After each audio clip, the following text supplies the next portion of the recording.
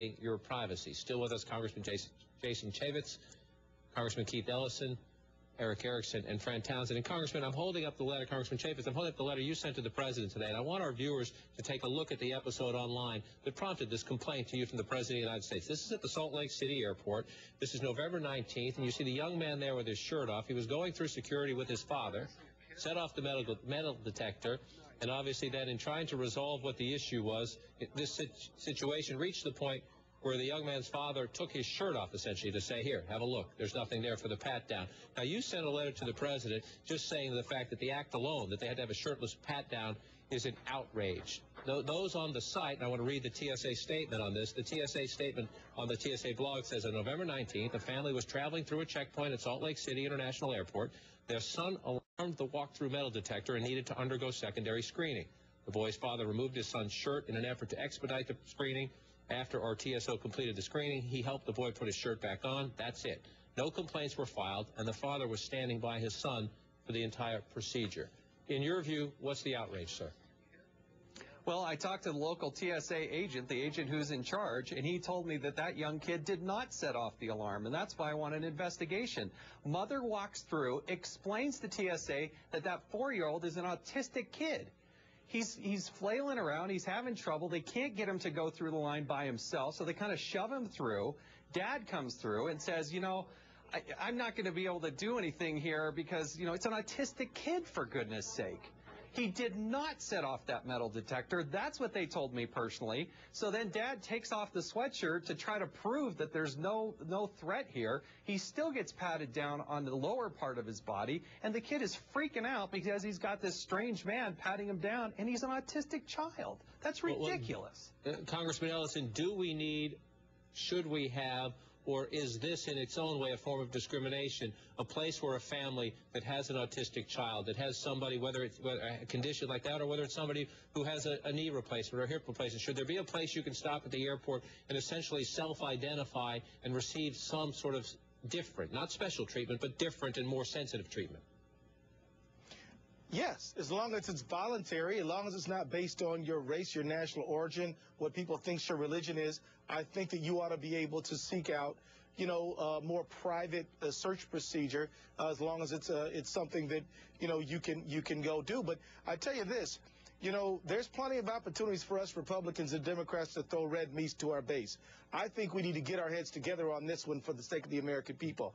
The story that the congressman told, I think, does raise certain issues that went the way he described it, and I think that it does warrant us getting our heads together, making sure we come up with an answer on this one. Congressman Chaffetz, did you speak to the father or any of the parents involved, or just the agent? Just the agent. I want to contact and talk to the parents. I talked to the gentleman who recorded the video. And my point to the President, my point to the TSA administrator and the Secretary of Homeland Security is we need an investigation on this, because there are two sides of the story. Fran Townsend, if you were asked tomorrow to be the TSA administrator, what would you do differently? And what would you look straight into the camera and say, I'm sorry, I know this is hard, but I see the intelligence, I know the threats. We need to do this to make it safe for you to fly. John, the key here is talking to the American people about what do we understand the threat to be and why this is necessary, what we're asking the American people to go through, because it is antithetical, the notion that we're being patted down or that we have these invasive machines. And the third piece to that is how these procedures are keeping us safe. You've got to do all three, and you've got to explain it to the American people. We can implement security policies, but we have an obligation to explain them and advocate to the American people. We want them to support us. And as I've said, even when I was in government, without the support of the American people, no security policy on its own will be successful. Eric Erickson, we're having this conversation about what happens in Washington, how this is debated in Washington. We looked at a list last week. I think there are 16 airports across the country that have a private company that does their security, right, and then the TSA supervises them, oversees it. Is that, from your experience locally, what you think will happen next? Sort of a revolt's a strong word, but a reaction, right, that has local communities saying, look, we're going to make sure we do this differently. I think that probably will. We've already seen Orlando Sanford International and Orlando look at it. In Macon, Georgia, where I am, the Middle Georgia Regional Airport, I chair the oversight committee for our local airport. We're considering it. More and more, I think you're going to see that. Look, everyone understands there are real problems. Everyone understands there are real issues and real security concerns. But when you hear more and more stories of the person who had to have the breast prosthetic removed, the little boy who took his shirt off, the nun, it makes no sense. Why can't we have a system where when people who are flying 100,000 miles a year or 20,000 miles a year can go through a separate system? We know those people probably aren't threats. It seems like we're just dumbing down security at the airport to the lowest common denominator. And the day after Thanksgiving, it's going to be very, very ugly when you have the busiest travel day of the season, and the X-ray scanners and the pat-downs sure take a lot longer than everything we've done in the past. Would there not be as aggressive or perhaps even more aggressive outrage, though, if the government decided, okay, we're going to pull back a little bit at the airport, but we're going to start listening to more phone calls. We're going to start, I'm going to use the word profiling. I know, Congressman Ellison, you don't like it, but somehow focusing our efforts on likely targets. Would there not be even more outrage then? And let's let the congressman go first. Well, I mean, I don't like the term profiling because it evokes ideas of race-based, national origin-based focus. I don't think that should be the focus. The focus needs to be behavior, things we know about certain individuals. As we know, and we've seen a number of various people who've engaged in terrorism, they don't fit a profile. They look at all kinds, they come in all colors, all backgrounds. I don't even think it's good policing and good law enforcement and good investigation to do it that way.